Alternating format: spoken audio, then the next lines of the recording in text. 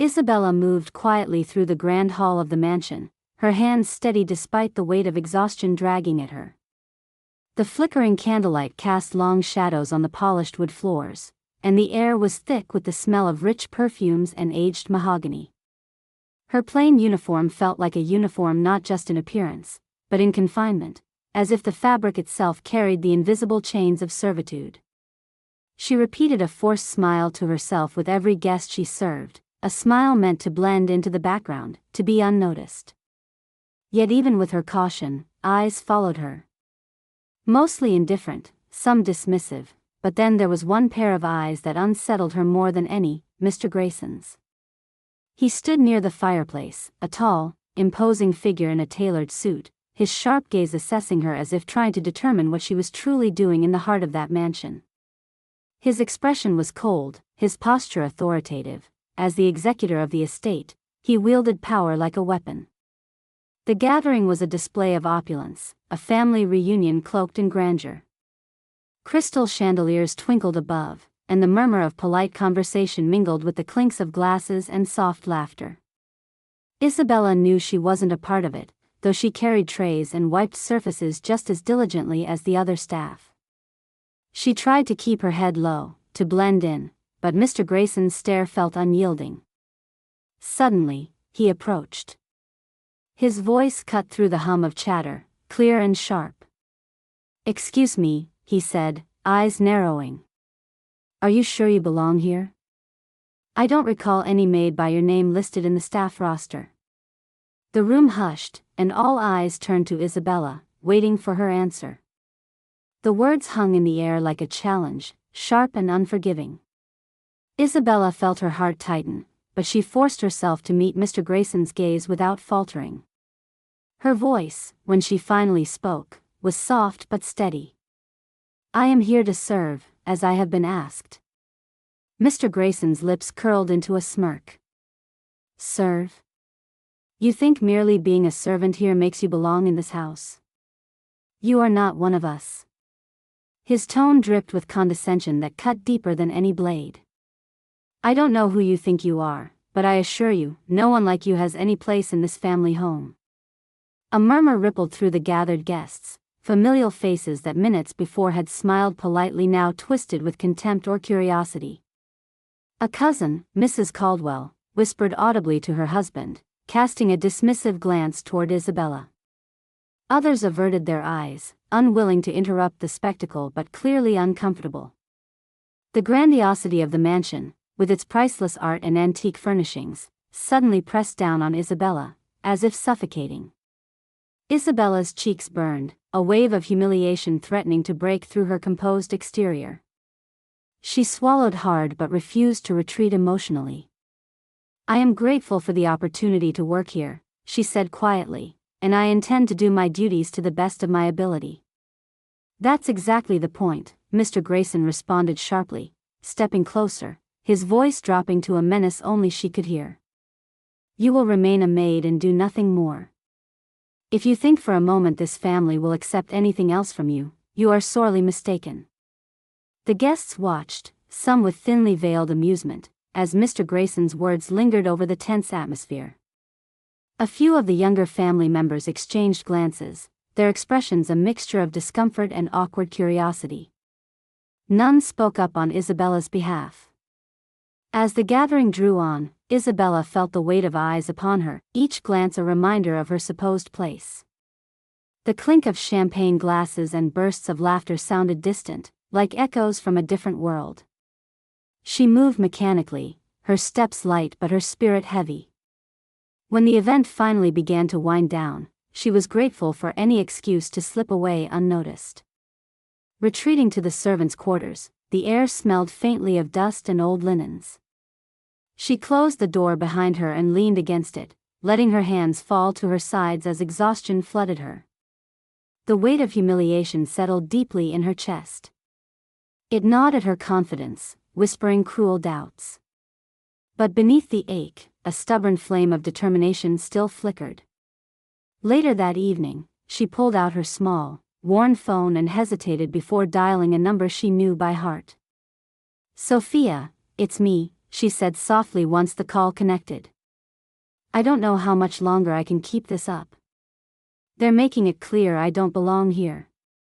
Her friend's comforting voice crackled through the speaker. You belong wherever you choose, Isabella. Don't let their ignorance define you. Isabella nodded, even though no one could see her. I'm going to have to prove it, she replied firmly. But it's not going to be easy. Mr. Grayson, he's relentless. He says I'll remain a maid and nothing else. Then show them the truth, Sophia encouraged. They won't see it coming. Yet despite her friend's support, Isabella's night was restless. She paced her small room, thoughts swirling of how to confront the growing hostility. Every glance from Mr. Grayson and every whisper from the family felt like chains tightening around her. The next day, she returned to the mansion early, steeling herself for whatever awaited. But Mr. Grayson seemed to have anticipated her resolve. His stance was colder than ever as he approached her briskly in the hallway. You should consider yourself warned, he said with chilling calm. Any attempt to step beyond your role will be met with consequences. I will not allow this household to be disrupted by your ambitions. Isabella met his gaze steadily. I will do what is right, no matter what you say. He frowned, clearly unsettled by her quiet defiance. There's no place here for this, he said, voice low but firm. You must learn your place. As the day progressed, she found whispers followed her footsteps. Servants offered sympathetic glances but avoided drawing attention. Family members either ignored her or looked upon her with thinly veiled disdain. At lunch, an elderly relative, Mr. Parker, seated near the head of the table, murmured loud enough for others to hear, "Why is someone barely fit to serve among us? Surely the staff quarters should suffice." Isabella caught the syllables and felt a flush rise to her cheeks, knowing her silence was a spotlight in itself. Her body begged her to retreat, to flee from this pitiless judgment, but her mind held firm. By the afternoon, a gathering was called in the drawing room. Mr. Grayson summoned Isabella before the assembled family. It seems, he said, voice heavy with authority, we must be certain that no confusion exists about the divisions within this household. You are a servant. You will remain as such. The eyes of all present fixed on Isabella as Mr. Grayson's words cemented her place in their minds. She could feel the room's collective gaze burning into her, her shoulders sagged slightly under the pressure. She breathed in deeply and lifted her chin. I am here to work, she said simply. If some choose to judge me for what I wear or where I come from, that is their choice. But I will not hide who I am. The gathering ended shortly afterward, but the atmosphere had shifted. Murmurs and sideways glances continued to follow her as she moved through the corridors. Mr. Grayson's eyes lingered on her longer than before, cold and calculating. Alone once more in the servants' rooms, Isabella felt the fight inside her pulse with renewed vigor. The disdain of the family and the coldness from the man who claimed authority over the estate had not broken her spirit, they had merely sharpened her resolve. The night settled in, and with it came a potent mixture of shame, frustration, and stubborn hope. She knew the road ahead would demand more than quiet endurance. The question echoed through her mind, when faced with relentless opposition, what would she do to claim the place that was rightfully hers? As she lay awake beneath the thin blanket, staring into the darkness, Isabella promised herself she would not yield. Every eye that watched and judged now would witness the truth, one way or another. The following morning dawned with a gray sky pressed low over the mansion, mirroring Isabella's tension as she prepared to face another day beneath Mr. Grayson's unforgiving gaze. Yet, beneath the worn fabric of her plain maid's uniform, she carried something far more valuable than her weary determination, a small, sealed envelope, folded carefully and hidden beneath the lining of her jacket pocket. As she moved through the polished marble corridors, guests and family members greeted one another with the trappings of aristocratic ease, but their eyes still darted to her, weighing and measuring, whispering behind covered hands. Mr. Grayson was already there when she arrived in the drawing room, a space filled with rich tapestries and gilded furniture that thrummed with an ancient air of authority. His stance was guarded, as though anticipating a confrontation but uncertain how it might unfold. Isabella stepped forward and raised her chin, feeling the weight of every eye in the room press upon her skin. The room fell into a hush, the tension so thick it seemed almost tangible. Mr. Grayson's lips pressed into a tight line. Without preamble, she reached into her pocket and produced the envelope, holding it steady as she met his challenging gaze. "This," she began, "is the last will and testament of my late uncle." Her voice was clear and unwavering. "I have kept it safely since I discovered it after returning home from abroad." A ripple coursed through the crowd. Whispers turned into subdued gasps. Some faces paled, others froze in disbelief. Mr. Grayson's eyes narrowed, shadows flickering across his carefully maintained composure. Isabella's fingers unfolded the document, the brittle paper exuding the scent of age and official authority. She cleared her throat, steady now amid the rising astonishment. "It explicitly names me as the sole heir to the estate, including all properties, holdings, and assets." She let the words sink in before continuing. "I intend to honor my uncle's wishes fully." Gasps and murmurs fluttered around the room like startled birds. Mrs. Caldwell's mouth opened slightly in shock. A cousin's eyes widened, a few younger family members exchanged startled sidelong glances, suddenly aware they had misjudged the quiet maid with the plain clothes and gentle demeanor. Mr. Grayson stepped forward, his jaw tight. "This document," he said cautiously, "requires verification. It is an incredibly serious claim."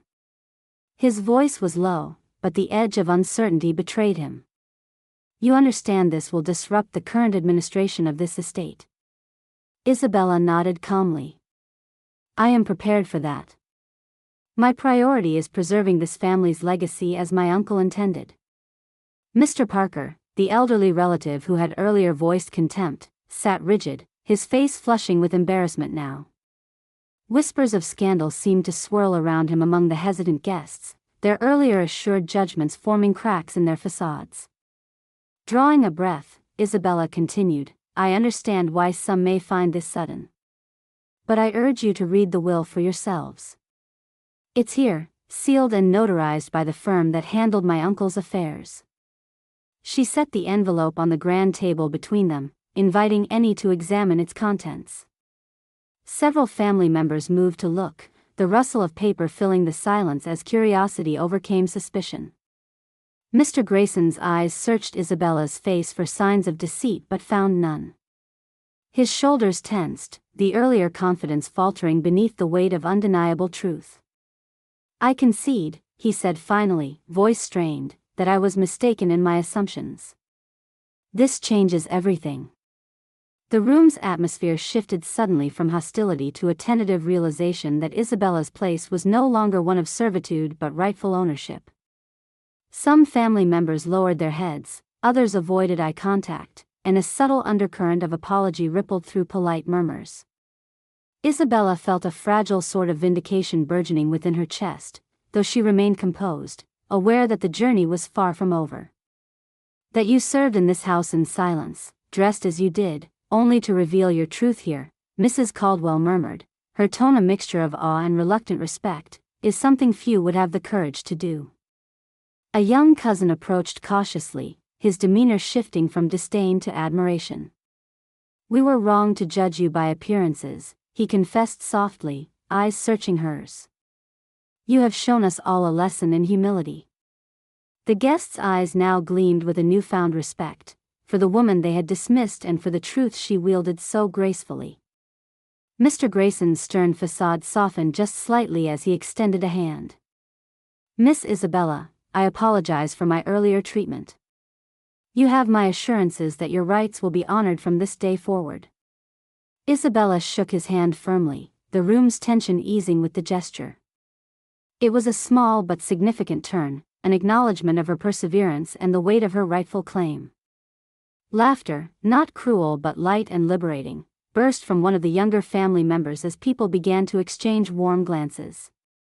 Whispers of scandal about Mr. Parker's earlier comments grew, as the tables turned on those who had so harshly judged. For the first time that evening, Isabella allowed herself a quiet smile, not a forced one, but born of victory and truth. As the conversation drifted towards making arrangements for the legal formalities ahead, Isabella caught a glimpse of the housekeeper, a woman who had treated her kindly despite the tension. Their eyes met briefly, and a silent nod passed between them, a shared understanding of the battles fought quietly but fiercely. Later, in the privacy of the drawing room where the will had been read, Isabella sat for a moment, letting the gravity of the moment settle.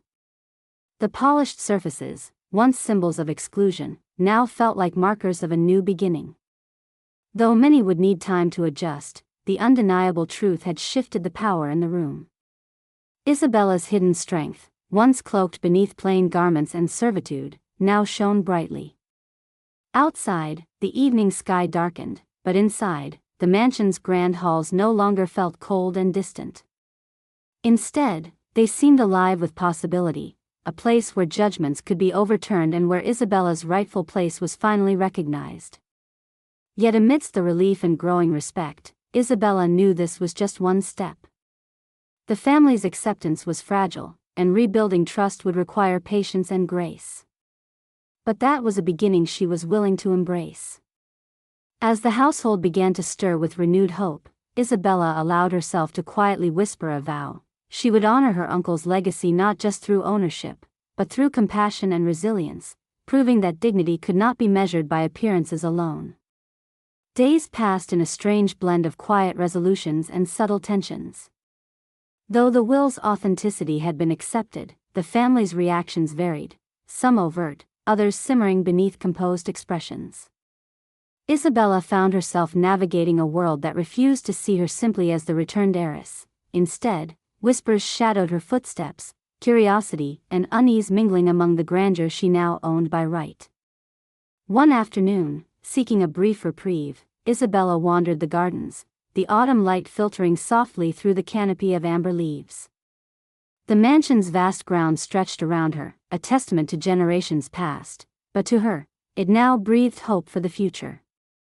As she slowed beneath a cluster of ancient oaks, a voice interrupted her thoughts. Isabella, called Mrs. Whitmore, the family's longtime confidant, her voice gentle but filled with warmth. "May I join you?" Isabella smiled with genuine welcome. Mrs. Whitmore was one of the few who had treated her with kindness, even during the initial standoff. Now, she seemed eager to bridge the gulf that had formed between the newfound heiress and the rest of the family. As they walked along a gravel path, Mrs. Whitmore spoke with quiet sincerity. "I realize some things may still feel uncertain. Your decision to dress simply, does it stem from your travels, perhaps?" Isabella considered the question, thoughtful. "Yes," she replied. "I've been abroad for nearly 2 years, caring for my sick aunt. I dressed plainly to avoid drawing unnecessary attention. I wanted to return quietly, to understand the family and the estate before the inevitable challenges." Mrs. Whitmore nodded, her eyes reflecting respect. "Your humility has been admirable." She paused before continuing. "Many here saw only the surface, but you brought a strength and grace that was hidden beneath." Isabella exhaled, the heaviness of disguise now fading. "I didn't expect to work as a maid. But in hindsight, it gave me insight, to see the household's true rhythms, the attitudes, even the fears." They paused near a small stone bench. Isabella sat, gazing at the distant horizon. "I didn't want to be judged by clothes or assumptions. My upbringing was modest, despite my family's wealth. Because of my aunt's illness, I adapted, learned resilience. I thought if I could prove myself from the ground up, any obstacles might feel less daunting." Mrs. Whitmore smiled gently. "It's a rare perspective. And it will serve you well. The family will take time to accept this change, we all will. But you have the patience and the wisdom to guide them." Isabella's thoughts drifted back to Mr. Grayson. Despite his initial hostility, she saw uncertainty flicker in his eyes during the will reading. Perhaps, beneath his professional veneer, he wrestled with his own fear of losing control. Later that evening, in the mansion's grand library, Isabella delved into old family records and letters, seeking knowledge about her uncle's legacy, the estate's history she now was charged to protect. The faded ink and crinkled pages connected her to a lineage that was both a privilege and a heavy responsibility. Her occasional visits from Mrs. Whitmore became opportunities for guidance and candid conversations. "You carry not just wealth but expectation," Mrs. Whitmore reminded her once. "Your role is beyond ownership, it is about stewardship." Isabella embraced the challenge, aware that beyond legal documents and claims, true leadership came from compassion. She wanted to restore warmth to a home divided by suspicion and pride. As days turned to weeks, Isabella began to make subtle changes. Staff noticed her kindness, genuine smiles, listening ears, shared cups of tea during breaks. The servants, once tentative, grew to trust her care. Slowly, the mansion's atmosphere shifted. Walls no longer echoed with quiet judgment but tentative camaraderie. In the family circles, reactions remained mixed. Some relatives still clung to old hierarchies, discreetly excluding her. Others, inspired by her resilience and humility, began to offer small gestures of acceptance, a nod during gatherings, an invitation to share tea. One chilly evening, during a family dinner, Isabella wore a simple blue dress, modest yet elegant. As the gathering progressed, a cousin commented aloud, "You carry yourself with a dignity unexpected in someone so recently unrecognized." A murmur of agreement followed, but Isabella met the comment with quiet grace. "Dignity comes not from clothes or recognition but from how we treat others," she replied softly. Her words lingered, a gentle reprimand and a reminder to all present that character outlasts surface judgments. Behind the scenes, Isabella and Mr. Grayson held private meetings to navigate the transition. Though their relationship remained professional, an unspoken respect began to form. She recognized his dedication to the estate, and he gradually acknowledged her rightful role and thoughtful intentions. The slow thaw between them symbolized the larger healing needed within the family, between past resentments and the possibilities ahead. Reflecting one afternoon by an ornate window, Isabella thought about how her journey had unfolded, the hardships masked by her plain attire, the quiet battles within the mansion walls, and the unexpected strengths found in humility and perseverance. She understood now that her simple dress and servants' tasks had been more than disguise. They had been a testament to her resilience, a bridge between worlds. She was no longer the hidden maid but the woman who carried a legacy forward. As she prepared to address the family formally about her plans for the estate, a mixture of anticipation and calm filled her. Though shadows of doubt remained among some, she stood steady, ready to move forward with patience and resolve. The house, with its rich history and grand designs, was now a place where respect and kindness could grow anew, nurtured by the woman who had quietly transformed from servant to rightful heiress. The future held many questions, but Isabella's heart embraced the challenge, knowing the strength found in kindness could dissolve even the deepest divides. The weeks that followed the revelation were a dance of cautious adjustments and necessary reckonings. Mr. Grayson, the once imposing executor who had so firmly insisted Isabella's place was among the servants, found himself confronting the consequences of his misjudgment. His authority waned as the family and the estate itself aligned behind their rightful heir. One crisp morning, Isabella stood in the grand hall, its vast windows flooded with sunlight that caught on the polished wood floors. Mr. Grayson approached her, his usual sternness softened by a hint of contrition. His voice was measured. "Miss Isabella, I wish to apologize sincerely for my earlier conduct. I allowed assumptions to cloud my judgment. It was wrong to treat you as anything less than you deserved." Isabella regarded him thoughtfully. "Thank you, Mr. Grayson. I appreciate your words. What matters now is moving forward with respect and collaboration." The gesture was genuine and a turning point for the household. Soon after, Mr. Grayson tendered his resignation as executor, acknowledging that new leadership was necessary to restore harmony. It was a quiet affair, but the staff and family understood the significance. A man who had wielded power, now an emblem of humbled acceptance. As Isabella assumed control of the estate, she was mindful of the challenges ahead.